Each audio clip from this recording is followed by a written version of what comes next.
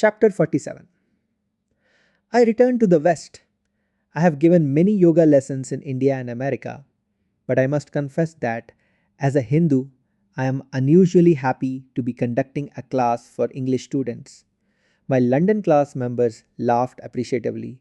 No political turmoils ever disturbed our yoga peace. India was now a hallowed memory. It is September 1936. I am in England to fulfill a promise given 16 months earlier to lecture again in London.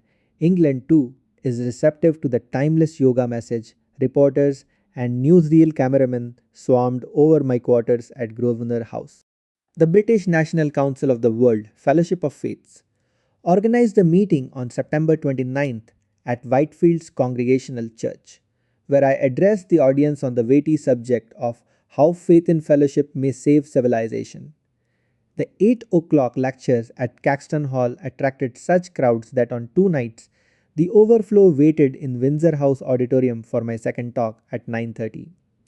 Yoga classes during the following weeks grew so large that Mr. Wright was obliged to arrange a transfer to another hall. The English tenacity has admirable expression in a spiritual relationship. The London yoga students loyally organized themselves after my departure into a self-realization fellowship center, holding their meditation meetings weekly throughout the bitter war years. Unforgettable weeks in England, days of sight, seeing in London, then over the beautiful countryside. Mr. Right, and I summoned the trusty Ford to visit the birthplaces and tombs of the great poets and heroes of British history. Our little party sailed from Southampton for America in late October on the Bremen.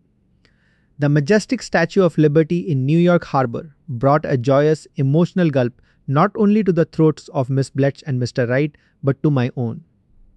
The Ford, a bit battered from struggles with ancient soils, was still puissant. It now took in its stride the transcontinental trip to California. In late 1936, lo, Mount Washington. The year-end holidays are celebrated annually at the Los Angeles Center with an 8-hour group meditation on December 24th. Spiritual Christmas followed the next day by a banquet, Social Christmas. The festivities this year were augmented by the presence of dear friends and students from distant cities who had arrived to welcome home the 3 world travelers. The Christmas Day feast included delicacies brought 15,000 miles for this glad occasion, gukshi mushrooms from Kashmir, canned, rasagulla and mango pulp, papar biscuits, and an oil of the Indian Kiora flour, which flavored our ice cream. The evening found us grouped around a huge sparkling Christmas tree, the nearby fireplace crackling with logs of aromatic cypress gift time. Presents from the earth's far corners, Palestine, Egypt, India, England, France, Italy. How laboriously had Mr. Wright counted the trunks at each foreign junction, that no pilfering hand received the treasures intended for loved ones in America.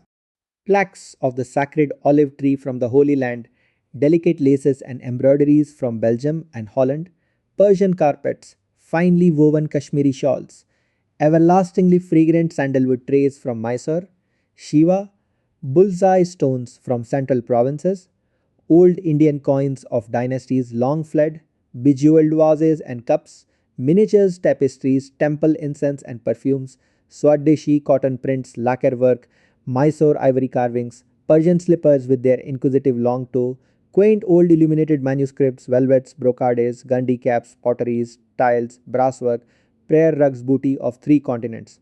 One by one, I distributed the gaily wrapped packages from the immense pile under the tree. Sister Yanamata, I handed a long box to the saintly American, lady of sweet visage and deep realization, who during my absence had been in charge at Mount Washington. From the paper tissues, she lifted a sari of golden Benares silk. Thank you, sir. It brings the pageant of India before my eyes. Mr. Dickinson, the next parcel contained a gift which I had bought in a Calcutta bazaar.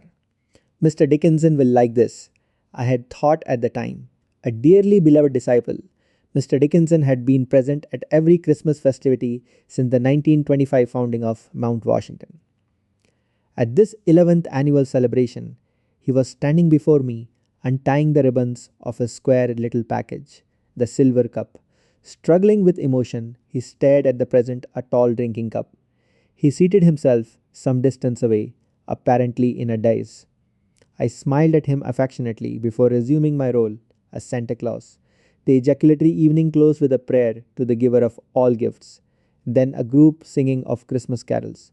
Mr. Dickinson and I were chatting together some time later. Sir, he said, please let me thank you now for the silver cup. I could not find any words on Christmas night. I brought the gift especially for you. For 43 years I have been waiting for that silver cup. It is a long story, one I have kept hidden within me. Mr. Dickinson looked at me shyly. The beginning was dramatic. I was drowning. My older brother had playfully pushed me into a 15-foot pool in a small town in Nebraska. I was only 5 years old then. As I was about to sink for the second time under the water, a dazzling multicolored light appeared, filling all space. In the midst was the figure of a man with tranquil eyes and a reassuring smile. My body was sinking for the third time when one of my brother's companions bent a tall, slender willow tree in such a low dip that I could grasp it with my desperate fingers. The boys lifted me to the bank and successfully gave me first aid treatment. 12 years later, a youth of 17, I visited Chicago with my mother. It was 1893. The great world parliament of religions was in session. Mother and I were walking down a main street when again I saw the mighty flash of light. A few paces away, strolling leisurely along, was the same man I had seen years before in vision. He approached a large auditorium and vanished within the door. Mother, I cried, that was the man who appeared at the time I was drowning. She and I hastened into the building. The man was seated on a lecture platform. We soon learned that he was Swami Vivekananda of India. After he had given a soul stirring talk, I went forward to meet him.